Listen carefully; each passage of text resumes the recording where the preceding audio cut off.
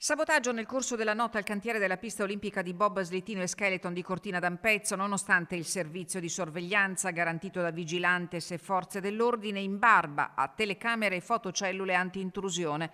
L'ha denunciato Simico, la società Infrastrutture Milano Cortina 2026, con il suo amministratore delegato e commissario di governo Fabio Massimo Saldini. Questa mattina abbiamo ritrovato un tubo di refrigerazione che anziché essere dove era stato posizionato era in mezzo alla strada. Abbiamo fatto alcune verifiche anche per escludere che si fosse trattato di scivolamento e mi sento di escluderlo. Peraltro Il tubo che vedete nelle immagini ha bloccato la circolazione stradale creando notevoli disagi ai lavori del cantiere dei Giochi Olimpici e Paralimpici alla vigilia dei test di ghiacciamento e dei sopralluoghi CIO annunciati per la prossima settimana. è un atto di danneggiamento che si somma a piccoli altri già successi.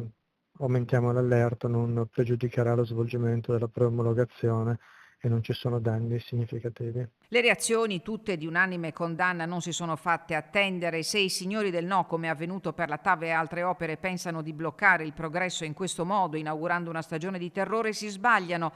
Le parole affidate all'agenzia ANSA dalla senatrice della Lega Erika Stefani, mentre su Facebook il ministro delle infrastrutture Matteo Salvini scrive: non ci faremo intimidire all'odio e al livore, rispondiamo con l'Italia dei sì alle opere, senza sosta e senza paura.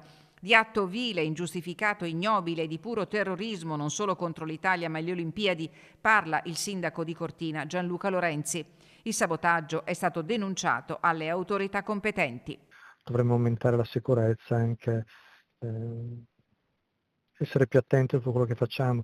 Il 24-25 inizieremo il congelamento della pista con l'accensione della centrale, quindi capisce bene che la sicurezza a quel punto dovrà essere assoluta, non possiamo più permetterci fatti di questo tipo.